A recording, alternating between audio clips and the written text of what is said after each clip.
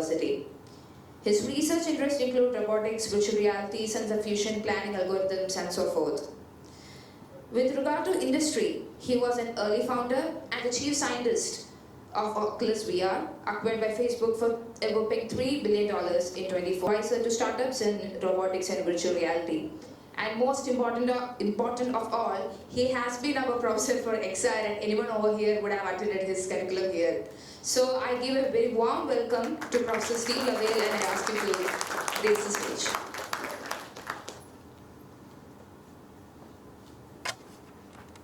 So today I've decided to give about a 1 hour talk in 20 minutes. So I'll just give a kind of a sampler of like tasting all the food kind of quickly. So from virtual reality and perception engineering, this is where I work most of the time, University of OULU. That's kind of how it looks right now at about noon.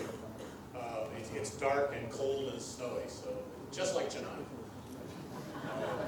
So a little bit of Oculus background. So the Oculus work that I did was mainly in OULU, but at the time I was a professor at the University of Illinois on sabbatical. I'm American. I lived there for 50 years and then got bored and moved to Finland.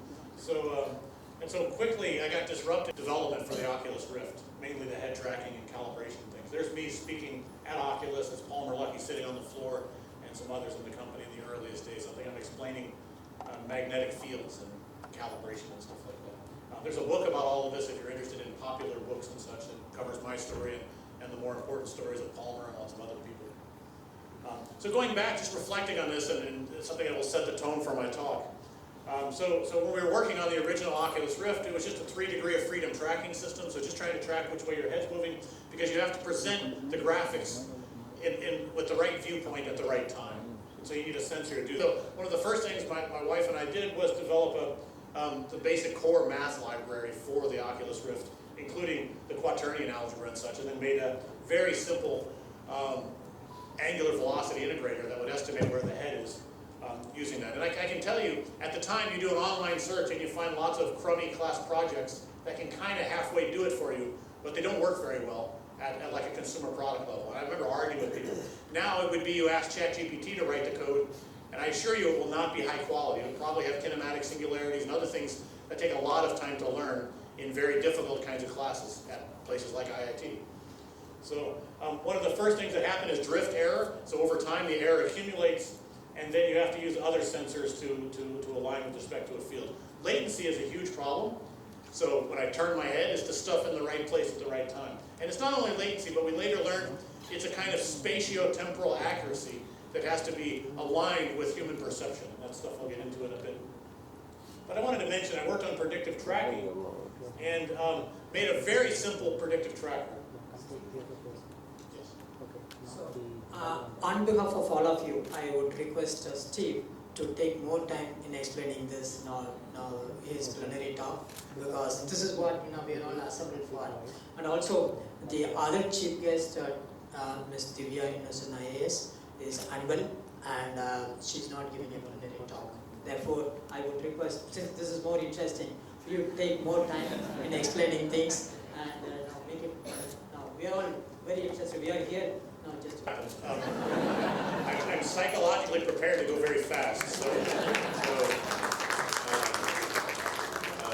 But it's one of the things I love about the culture here. There's always room for last-minute adjustments, I think. I've learned that very much from my wonderful times here. So basically, we're trying to do predictive tracking. One very simple thing. If your head is turning at some rate, and you're measuring that, then one of the troubles is that it takes a long time to go back and compute the graphics, everything from that viewpoint. So that takes some amount of delay. So it's helpful to predict. So I hacked up something very simple, did some simple prediction, and it was working pretty well. And then I talked to some experts from VR who had done research back in the 1990s before that. And they said, well, it's a double-edged sword. Sometimes it works well, sometimes it doesn't if the prediction's bad. But what was interesting was that the prediction intervals were different from the 90s to 2012. In the 90s, that's the upper diagram there, you would have maybe one measurement every, say, 16.67 milliseconds, and then you have to predict maybe 100 milliseconds into the future because everything was slower, the sensors and the technology. But for the system we had, which was very low cost, we had a 1,000 hertz gyroscope, and then we only had to predict about 30 milliseconds into the future. And so the thing that was different, and I like to say that on the order of about 20 milliseconds, you have no free will with regard to your head. It's going to keep going in the direction it was going because of momentum. So the physics tends to dominate. Not true for fingers so much, but for your head, you're going to injure yourself if your head rotates too quickly. So that enables us to make a very good predictor for that. And so I started making better predictors using angular acceleration and other things like that. I used my knowledge of science and math and engineering to make something better. And I did an experiment like this where I turned my head back and forth and measured the angular error. Blue is with no prediction, which is a dumb thing to do, but that's what they were doing before. And then red is this very simple extrapolating angular velocity. And then the yellow one was something I spent a couple of weeks on, I was really proud of, and it was better in terms of worst case error and average case error. I gave it to one of my colleagues, Peter Geocaris, who was very sensitive for visual things, and he said it's worse. So I said, come on, I did the math, I did the studies, it's better. Come on, the numbers say it's better. He says, well, it's worse. If you just hold your head still, my new method was kind of jittery. It was kind of shaky in some ways. And so this was a perceptual problem. So it turns out the more you try to predict, as you try to reduce latency, you make things more brittle. In the other direction, if you add latency, you can smooth things and make them go in the other direction. So it's kind of like anti-smoothing. That's just stock market data there, but it behaves the same way. So it all looks kind of the same. So we ended up doing perception-based filtering inside the company, and that was the only kind of idea patent of the company at the time. So the idea was that when your head is stationary, it does more smoothing, and when you turn your head, then it smoothly transitions into doing some prediction. Because when you're turning, you don't notice, but when your head stops, when you're stationary, you don't notice latency. But when you turn and then your head stops, if the things are not in the right place, they're very tightly integrating with humans at a very low level. And so I became very interested in perceptual psychology and human physiology, neuroscience, all these kinds of things at the time. Motor skills, all these kinds of things become very important. So there are all these factors coming up. I ended up hiring a couple of perceptual psychologists, and we got very rigorous in our approach to try to handle these kinds of problems, and it still goes on today. So since that time, I've seen the industry struggle quite a bit. This is something I remember from the 1980s, 2015 or 16. Now it's back down at some level, but it's still a much higher level than it was back in the 90s and these things. And one of the reasons why it continues to thrive and move forward, even in spite of the ups and downs, one of them is that the component technology keeps getting better. So when you have new components, in the Oculus case, we had components from the smartphone industry. We had IMU, the inertial measurement unit, we had GPUs, the display. So just taking a cheap lens and shuffling all these things around brought us very close to, let's say, a new level of VR technology or XR technology that was not possible in the 90s. So for much lower cost, we were able to do that. But then what do you do now? The industry's stuck on very, very challenging nanophotonics, optical engineering problems. So these are really, really hard problems. And it's hardcore applied physics. Who knows what's possible in the physical world, right? I mean, you have to really know what you're doing. It's like as if you're imagining semiconductors coming along from 1940, you know, and you have your vacuum tubes and things like that. How do you know what kind of things there's going to be in the future? So it's very hard to know these things. So there was this big consumer product revolution, but it kind of went back down again when it became clear that you cannot do much with the component technology other than just big, heavy headsets on your face with optical systems and things like this that are, you know, simple lenses. They improve the lenses, they improve the number of things, but the weight is very heavy, and it's ultimately not the greatest solution to just take your video display technology and just strap it to your face. It needs to be completely redesigned based on human perception. I loved this article back around 2015 when it came out from The Economist. What will be the killer app? We're still looking for the killer app, but the phrase killer app is also flawed because that comes from the smartphone industry. It's not going to be like a killer app. It's going to be something else. You have to find the use cases. They could be, they may vary. So even the phrase killer app is suspicious. And that leads me to the next point, which is that we're always recycling. So I think industry is recycling. Okay, academics are also recycling. This is the bad kind of recycling, by the way. There's a good kind of recycling, which is throwing your bottles in the right place. But this kind of recycling is, if you're in a company and you have a very powerful technology that you've spent 20 years on, maybe more than that, and so many billions of dollars of investment, you're going to want to use that and adapt it a little bit to make the next product.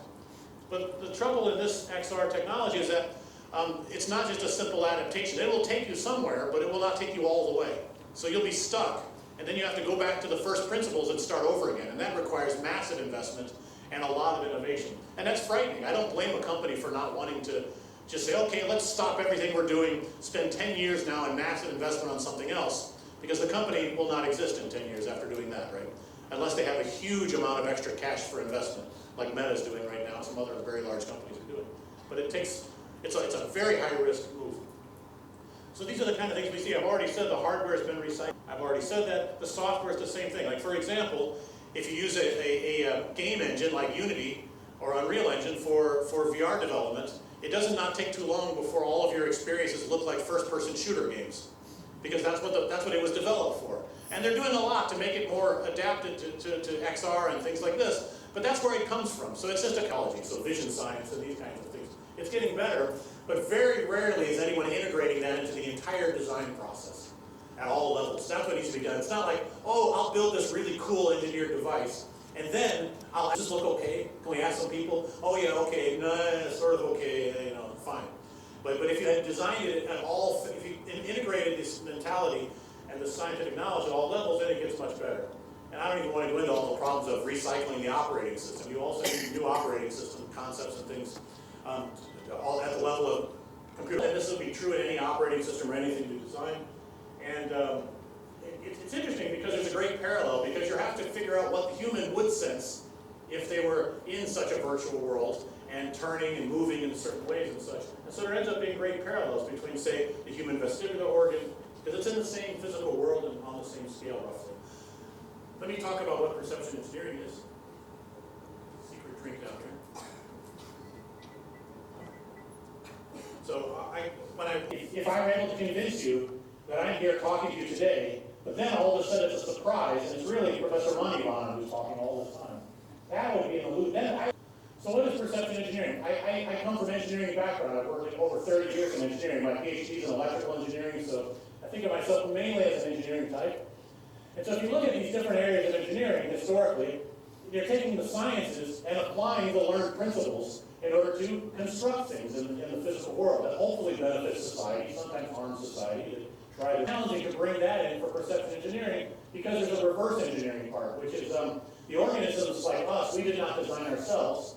So scientists have to spend time poking in, prodding in, doing all kinds of experiments to understand what's going on here. Just doing basic measurements is very challenging. So I see this whole thing, XR technology, as being an example of a very powerful example of perception engineering.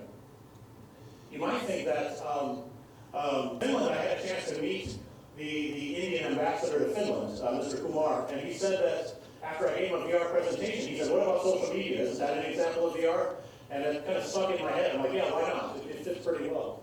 So it may be higher level, but a lot of the same kinds of principles are there. So people are delivering perceptual illusions, and maybe they're able to win elections and do other kinds of things like this by manipulating people's perceptions of truth and reality.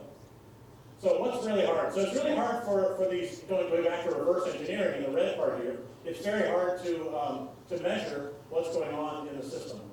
So we have ways we can measure what's going on in the device, so we can take measurements from the humans by asking them questions. But if you have a model of what you're trying to do, then you go and implement it, make a prototype, proof of concept, get some data from it, and see if you need to update the model. It's behaving like you predicted. So it's very hard to do that when we did not engineer ourselves.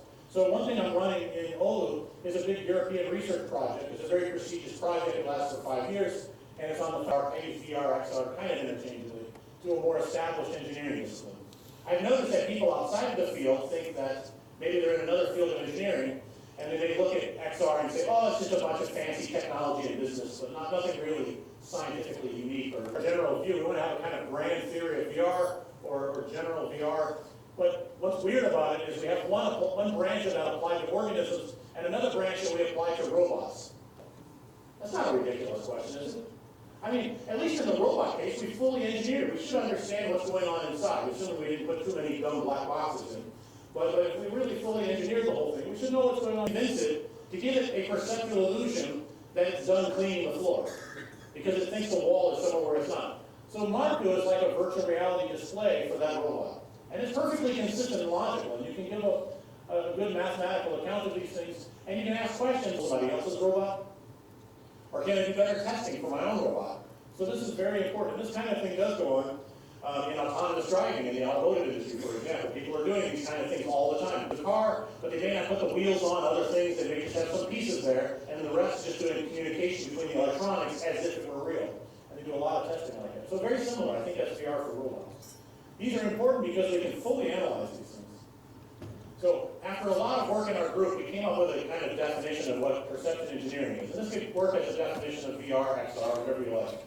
Let's take a look at this. So we have two different kinds of agents. I use the word agents to mean a biological or engineered system, a robot or a human or a dog or anything you want, or an IIT Madras monkey. And I'm not sure they all approve, but let's see. Okay, so we have an agent which can be biological or engineered, and there's two of them. There's a producer and a receiver. Okay, the producer alters the environment with intent. It's not accidental. It's engineering, so there's intent. We don't usually do oops, I accidentally built a bridge. You know, it's not like that. It's engineering is with intent. So you alter the environment. You alter the environment with the. That's why we put some adjectives like X or V or whatever. I don't care which ones you want to use. Some kind of different nonsensical reality. Right, so that's basically the idea. And again, I don't know how many more R's we need and X's. It doesn't matter. And I also kind of think about artistic paintings, photography, motion pictures, and again, disinformation on social media. They can all be considered as examples of this. So what is perception? Well, it's largely invisible to us. We're perceiving things all day long without being directly aware of it. This is where an artist very cleverly did some things to make this look three-dimensional. You perceive it as being three-dimensional, but why is that? You think that's a little person there?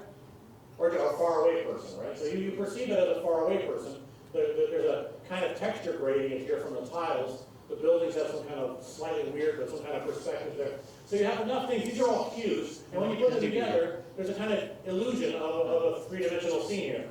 However, we still know that that's not a three-dimensional scene, really, because we understand what paintings are. Maybe if you showed someone a painting like that for the first time, things where you're just changing a bunch, you're flashing a bunch of images, let's say. Which line is longer? I'm just going to flip through this. This one's really bizarre if you haven't seen it. This A and B square are exactly the same pixel values. Do you believe that? It's crazy, right? So what's going on there? So people create these things. There's the famous dress illusion. I don't think it's really an illusion. People just argue about what the colors are. Is it a rapid and curved and everything and extended? So they did all kinds of tricks here. This one's really wild. That's a perfectly square rectangular grid, but it looks curvy. And this one, if you're sitting close enough to it, looks like it's breathing. If you're far away, it probably doesn't, but there's no motion there. So again, going back to picture, just an old philosophical point here. This says in French, this is not a pipe, but it's a picture of a pipe. So if you have to, whatever theory you make, you have to differentiate these kinds of things out. And again, I imagine what people 100,000 years ago, mathematical modeling, and we have a kind of God's perspective looking down on the system so we can do mathematical analysis. I just want to say that we've mathematically formalized these two notions, plausibility and illusion. And basically it says the perceptual experience or the percept is plausible if there's just some reasonable interpretation, let's say. There's some possible interpretation. It's very intuitive. I've skipped the math. I just want to assure you that there is some math underneath this. But the idea is that there's some plausible explanation for what's going on. It's something believable. If not, then you just kind of have a panic and nothing really works. Like a very broken virtual reality headset. You know, you're like, this doesn't make any sense at all. I turn my head left and the world goes right or something. It doesn't make any sense. So it has to be plausible. And then it has to be an illusion, which basically means that the thing you're perceiving and the thing that is happening in the external world do not correspond perfectly. It does not correspond to reality. In fact, they're happening. This one we cannot take measurements because color perception is something very internal. There's no kind of agreed upon thing. We all perceive colors differently, so this ends up with a bunch of people arguing. And this one really depends how you want to resolve the philosophical conundrum of whether or not you say this is actually a pipe or just a picture of a pipe. So you can define things sort of either way. And then there's multi-stable perception, which occurs as a dynamical system over time. Things change, so you have multiple perceptions. What's the front of the cube or the back here? Or is that a duck or a rabbit? You can make yourself probably see both of them. So again, I have a little more mathematical stuff. I wanted to skip over this a little bit and just say that there's a whole theory of pre-images that we have. And let me give a very simple example. Suppose you're out in a field, you're out on the plain, maybe you're out on the campus somewhere, and there's a tower transmitting a signal. But here, we change the signal intensity of tower 2, and we end up weakening the signal intensity so that you end up believing that you're further away. So that's a perfectly reasonable, very easy to understand, purely engineered illusion, and I think this corresponds to perception engineering. And then you have a lot of interesting questions of under what right. But if you only have 2 towers instead of 3 towers, then you have a range of possible values of intensity with which you can fool a person. You can make them think they're in a certain location and such. So we've started developing a whole kind of, let's say, control theory or control theoretic version of these things where we can manipulate sensors and maybe vehicles and make them think they're going somewhere and actually cause them to go where we want them to go. Right? So that can be done with purely with this kind of theory and such. Sounds a bit evil, right? So, but you can also say you can make your device robust so that no one can do that to you. So it depends on how you want to look at it. And this fits with humans as well. There's these ideas of that we develop called robust illusions then. And you see this in virtual reality. Sometimes some of the illusions are very robust, sometimes they're very brittle. Sometimes you have, that's different than the agent viewpoint, with the agent is being fooled, the receiver. It's very important to keep these separated. It took us a very long time, some years of thinking about it, to be very careful about these boundaries. We don't assume that the agent has the God's viewpoint. The God's viewpoint is looking down on everything. This is very close to models in neuroscience, such as, for instance, free energy principles. So you see a very simple kind of coupled dynamical system model. And a lot of our mathematical theory is based on game theory, going back to the work of von Neumann and others, going back to the 1940s. We use the notion of information spaces. This is before Claude Shannon. So Claude Shannon did wonderful work on information theory, entropy, and so forth. This is before that. And in this case, it has to do with playing games with imperfect information, like a battleship game or something, where you don't know where the pieces are. Final thing about it, which is, do the gods who are doing the analysis know the inner workings of the agent that's being fooled? In the case of engineering, we can make a kind of white box, let's say, where we know everything that's inside, or a clear box, if you like. But in the case of humans, it's more like a black box. But I would say it's a little bit of a gray box because in front of us. So we're trying to control these things and analyze these humans while much of the system remains a black box. There's still a lot of great mysteries of what's going on in the human perceptual system and motor control system, motor cortex, and many other things going on. So that's the kind of situation that we face. We do work in our group on applied work as well as some of these things, like panoramic tele and medical and assembly operations and things like that. To get to the end here, I think there's a great abundance of transformative applications in this area. I explained why industry struggles, and I think there's this emerging discipline of perception engineering that's going to take a very long time to figure out. But I tried to give you some kind of guideline, and the theory will help guide us, I think, of where to look, help predict outcomes, provide explanations and analysis. So to really wrap up, understanding of human perception, motor control, and physiology is critical and should be integrated into all stages of development. If you want to push India into being the XR corridor by the 2040s and so forth, then these are the things to really focus on. And I think IIT Madras, the great universities in India, can do a great job developing this in research and in teaching and education. Free book, and here's a paper about the mathematical things that I skipped.